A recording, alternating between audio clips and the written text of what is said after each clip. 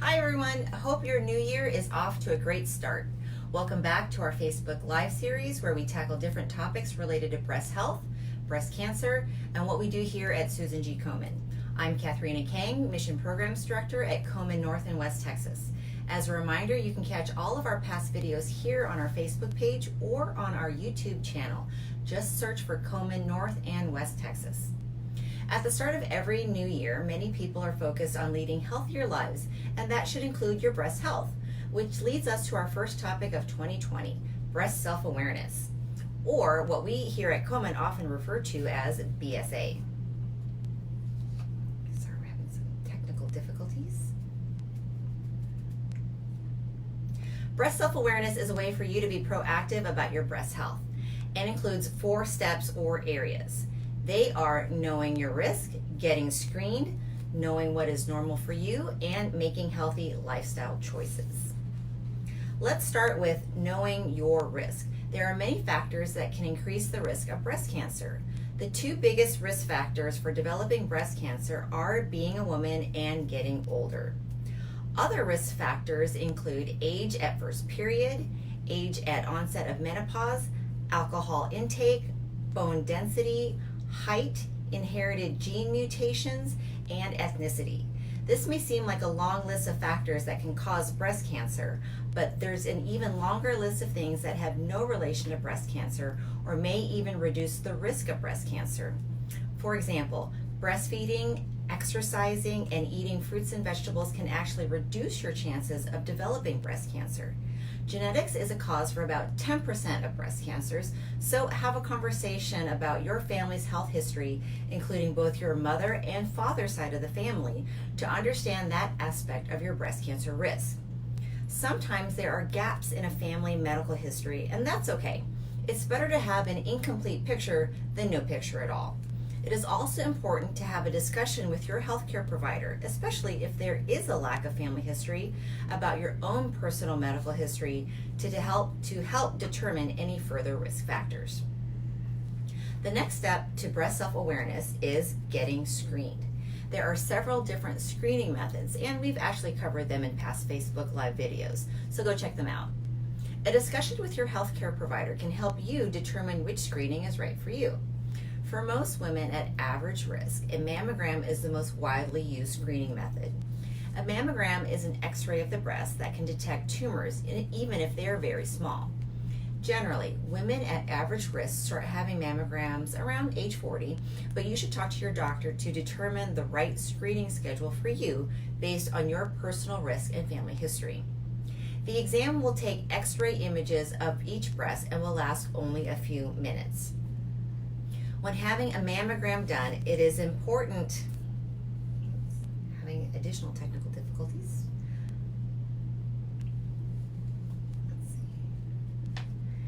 The exam will take X-ray images of each breast and will last only a few minutes. When having a mammogram done, it is important to be open with your technician, alerting them of any changes or concerns you have of your breast. We know that mammograms are not perfect, but right now they're the best tool we have to detect breast cancer when women get screened early and regularly. A clinical breast exam, or CBE, is another screening method that is a physical exam done by a healthcare provider and usually performed during a regular medical checkup. This exam consists of both visual and physical examinations and is normally done every 3 years starting at age 20. Again, talk to your doctor about your breast health screening schedule. The exam will also include both personal and family health history.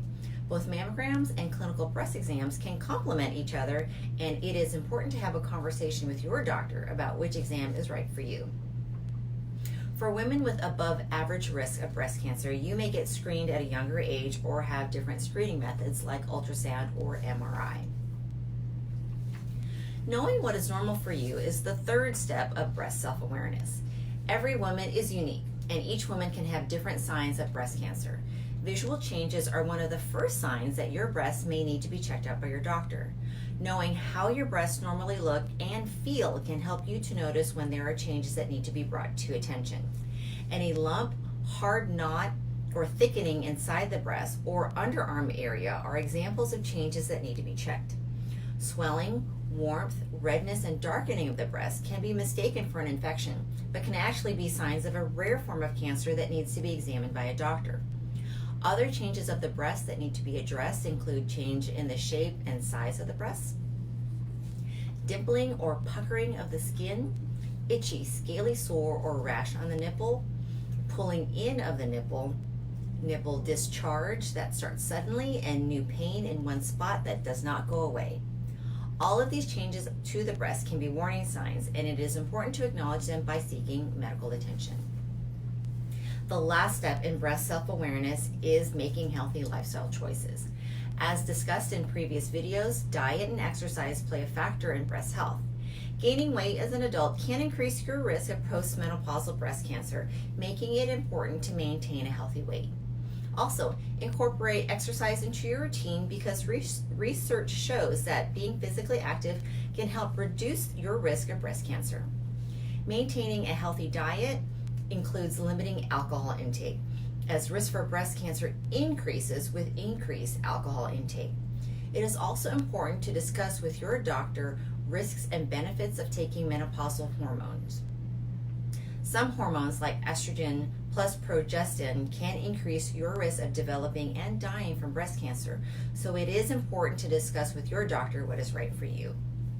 Breast self-awareness is an important topic when it comes to being proactive about your overall breast health. If you would like to learn more about the topic, go to Komen.org. There you can learn about all the topics we discussed today and also find resources that can help you with the best breast self-awareness possible. This month, we are spotlighting Benjamin O. Anderson, MD. Dr. Anderson is a professor of surgery and global health medicine at the University of Washington. Go Huskies! Dr. Anderson's clinical practice is devoted to the care of patients with breast health issues and breast cancer. Dr. Anderson is an internationally recognized leader in global cancer control, with joint appointments at the Fred Hutchinson Cancer Research Center Division of Public Health Sciences and the UW Department of Global Health. In 2002, Dr. Anderson created the Breast Global Health Initiative, a unique program to develop resource-stratified guidelines for breast cancer early detection, diagnosis, treatment, and palliative care in low and middle-income countries. Dr. Anderson now co-chairs the Breast Cancer Initiative 2.5, a global campaign to reduce disparities in breast cancer outcomes for 2.5 million women in the next decade. You can learn more about Dr. Anderson and the rest of our Komen scholars at Komen.org. Meet our scholars. That's it for today. We hope that you enjoyed today's video, and we'll see you next month.